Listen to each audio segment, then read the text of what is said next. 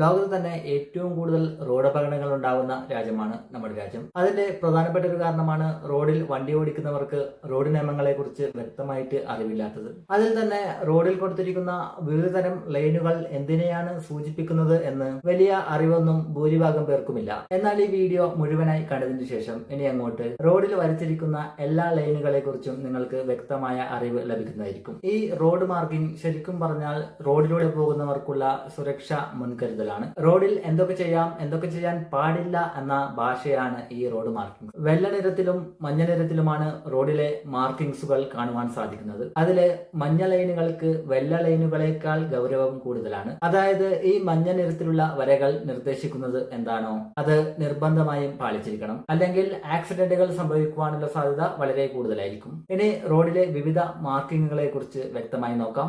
ഈ കാണുന്നത് പോലെ വെള്ള നിറത്തിൽ റോഡിന്റെ മധ്യഭാഗത്തായി ഇടവിട്ടുള്ള ലൈനുകൾ, ഇതാണ് പൊതുവെ കാണാറുള്ളത്. ഇതിനെ ബ്രോക്കൻ ലൈൻസ് എന്ന് പറയും. ഈ ലൈൻസ് ഉള്ള ഭാഗത്ത് റോഡിൽ എതിർഭാഗത്ത് നിന്നും മറ്റ് വണ്ടികൾ വരുന്നില്ല എങ്കിൽ, മുന്നിൽ പോകുന്ന വണ്ടി സ്ലോ ആണെങ്കിൽ അതിനെ ഓവർടേക്ക് ചെയ്യുന്നതിന് റെസ്ട്രിക്ഷൻസ് ഒന്നുമില്ല എന്നാണ് ഈ ലൈനിന്റെ സൂചന. 4 വരി പാതയിലും 6 വരി പാതയിലും ഇങ്ങനെ ഒരേ ദിശയിൽ ഒന്നിൽ കൂടുതൽ ലൈനുകൾ ഉണ്ടാവാറുണ്ട്. അത് സ്പീഡ് ട്രാക്ക്, സ്ലോ ട്രാക്ക് എന്നൊക്കെ സൂചിപ്പിക്കുന്നതാണ്. ഇത്തരത്തില് ബ്രോക്കൻ ലൈനുകളിൽ തന്നെ വലിയ അകലമില്ലാതെയോ അല്ലെങ്കിൽ കുറച്ചുകൂടി നീളത്തിലോ വരകളുള്ള ലൈനുകൾ സൂചിപ്പിക്കുന്നത് ഇത് ഹസാർഡ് ലൈൻ എന്ന കാറ്റഗറിയിൽ വരുന്ന ലൈനാണ് എന്നാണ്. ഇത് പേര് പോലെ തന്നെ കുറച്ച് ഡേഞ്ചർ ആയിട്ടുള്ള സോണുകളെ സൂചിപ്പിക്കുന്നതാണ്. അതൊരു വലവിന് മുമ്പോ അല്ലെങ്കിൽ അങ്ങനെ എന്തെങ്കിലും ശ്രദ്ധ വേണ്ട ഒരു കാര്യം മുന്നിലുണ്ട് എന്ന് നമ്മളെ അറിയിക്കുന്ന ലൈനാണ്. ഈ ഹസാർഡ് ലൈനുകൾ ബ്രോക്കൻ ലൈൻസിൽ പെടുന്നതാണെങ്കിലും ഓവർടേക്ക് ഒക്കെ ചെയ്യുമ്പോൾ കുറച്ച് ശ്രദ്ധ കൂടുതൽ വേണമെന്ന് കാണിക്കുന്ന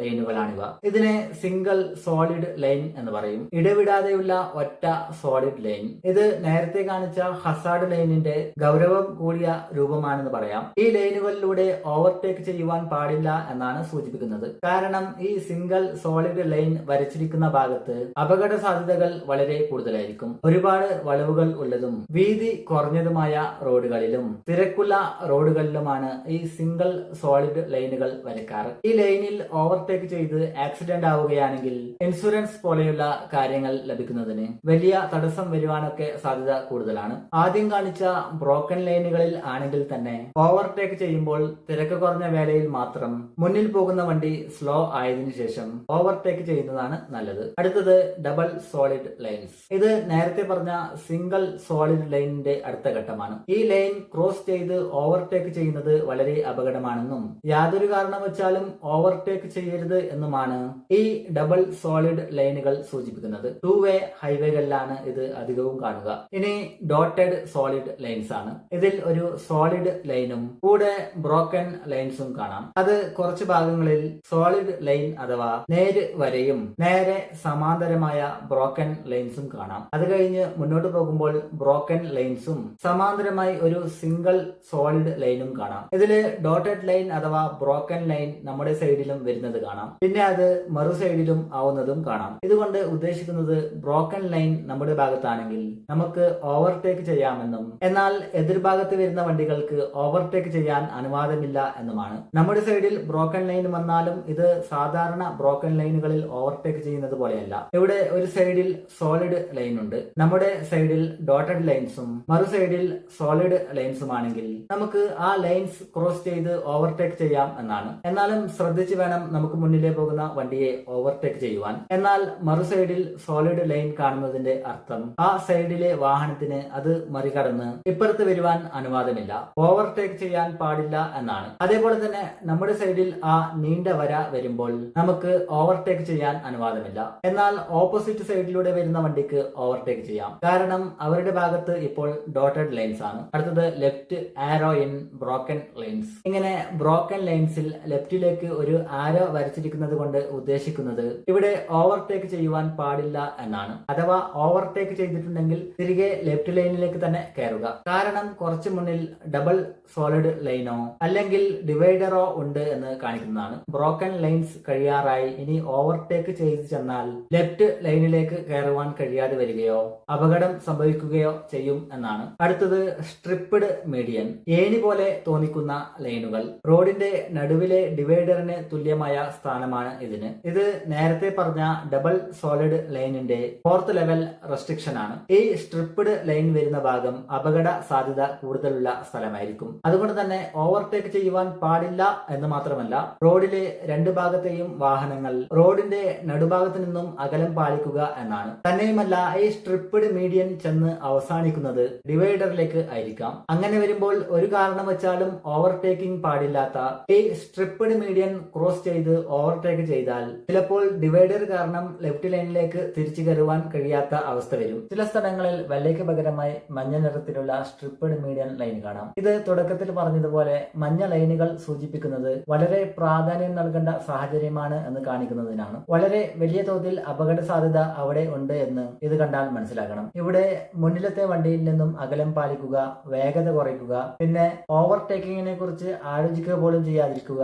ഇത് റോഡിന്റെ ഒരു ഭാഗത്ത് വലിയ കൊക്കയുള്ള പ്രദേശങ്ങളിലെ റോഡുകളിലും വലിയ തോതിൽ ട്രാഫിക് ഉണ്ടാവാറുള്ള സിറ്റി ഏരിയകൾ വരുന്ന ഭാഗത്തെ റോഡുകളിലാണ് കാണാറ്. ഇതേപോലെ മഞ്ഞ കളറിലുള്ള യെല്ലോ ബോക്സ് ജംഗ്ഷൻ എന്ന് പറയുന്ന മഞ്ഞ നിറത്തിൽ നെറ്റ് പോലെ ബോക്സിൽ ലൈനുകൾ കാണുവാൻ സാധിക്കും. ഇത് തിരക്കുള്ളതും റൗണ്ട് അബൌട്ടുകൾ ഇല്ലാത്തതുമായ ജംഗ്ഷനുകളിലും പിന്നെ നിലവിൽ നമ്മുടെ NH66 ഹൈവേയിലേക്ക് കയറുന്ന സ്ഥലത്തും ഹൈവേയിൽ നിന്നും സർവീസ് റോഡിലേക്ക് ഇറങ്ങുന്ന സ്ഥലത്തും ഈ യെല്ലോ ബോക്സ് ജംഗ്ഷൻ കാണുവാൻ സാധിക്കും. ഇതിന്റെ ഉദ്ദേശം അഥവാ ഇതുകൊണ്ട് സൂചിപ്പിക്കുന്നത് പ്രധാനമായും ഈ യെല്ലോ ബോക്സ് ജംഗ്ഷൻ വരുന്ന ഭാഗത്ത് വാഹനങ്ങൾ നിർത്തിയിടുവാൻ പാടില്ല എന്നതാണ്. നിർത്തിയിട്ടാൽ പുറകിൽ നിന്നും വരുന്ന വണ്ടികൾ നിങ്ങളുടെ വണ്ടിയെ ഇടിക്കാനുള്ള സാധ്യത കൂടുതലാണ്. കാരണം ഇത് വരയ്ക്കുന്നത് ജംഗ്ഷനുകളിലാണ് എന്ന് തന്നെയാണ്. പിന്നെ യെല്ലോ കളറിലുള്ള നീണ്ട സിംഗിൾ ലൈനും നീണ്ട ഡബിൾ ലൈനും സൂചിപ്പിക്കുന്നത് ഓവർടേക്കിംഗ് പാടില്ല, ഡേഞ്ചർ ആണ് എന്നാണ്. ഈ single solid yellow line white double solid ലൈനിന് തുല്യമാണ്. അതേപോലെ തന്നെ double solid yellow line strip to white മീഡിയന് തുല്യമാണ്. ഇതേപോലെ കാണുന്ന സിക്സാഗ് ലൈൻ എന്ന് പറയുന്ന ലൈനുകൾ എന്തിനെയാണ് സൂചിപ്പിക്കുന്നത് എന്ന് നോക്കാം. സീബ്ര ലൈൻ എന്ന് പറയുന്ന ആൾക്കാർക്ക് റോഡ് ക്രോസ് ചെയ്യാനുള്ള ഭാഗം അടുത്തു തന്നെയാണ്. അതുകൊണ്ട് വണ്ടി സ്ലോ ചെയ്യുക എന്നതാണ് ഈ സിക്സാഗ് ലൈൻ സൂചിപ്പിക്കുന്നത്. ഇവിടെ ഓവർടേക്കിംഗ് പാടില്ല, സ്പീഡ് കുറയ്ക്കുക. ഇനി റോഡിന്റെ സൈഡിലുള്ള വരകളെ കുറിച്ച് നോക്കാം. സൈഡ് വൈറ്റ് ലൈൻ, റോഡിന്റെ സൈഡിലെ വല്ല ലൈൻ. ഇത് എല്ലാവർക്കും അറിയാമായിരിക്കും. റോഡിന്റെ സൈഡ് ഭാഗം തിരിച്ചറിയാനാണ് ഇത്. രാത്രിയിൽ വാഹനം ഓടിക്കുന്നവർക്ക് റോഡിന്റെ സൈഡ് ഭാഗം മനസ്സിലാക്കുവാൻ ഇത് സഹായകരമാണ്. വലിയ റോഡിൽ, അതായത് വീതിയുള്ള റോഡിൽ എഡ്ജിന് അല്പം ഗ്യാപ്പ് ഇട്ടായിരിക്കും ഈ ലൈൻ ഉണ്ടാവുക. ആ ഭാഗം സൈക്കിൾ ലൈനായും ആൾക്കാർക്ക് നടക്കുവാനും പിന്നെ സ്ലോ ആയി ഓടിക്കുന്നവർക്ക് 2-വീലർ ലൈനായിട്ടും ഉപയോഗിക്കാം. പിന്നെ കുറച്ച് സമയത്തേക്ക് പാർക്കിംഗ് ചെയ്യുവാനും ഉപയോഗിക്കാം. എന്നാൽ ഇത് ലൈനിന്റെ നിറം മഞ്ഞയാണെങ്കിൽ അത് നോ പാർക്കിംഗ് ലൈനാണ്. ഇത് സ്ട്രിപ്പ്ഡ് സൈഡ് ലൈൻ ആണ്. ഇതിലൂടെ വണ്ടികൾ പോകുവാനോ ആൾക്കാർ നടന്നു പോകുവാനോ പാടില്ല.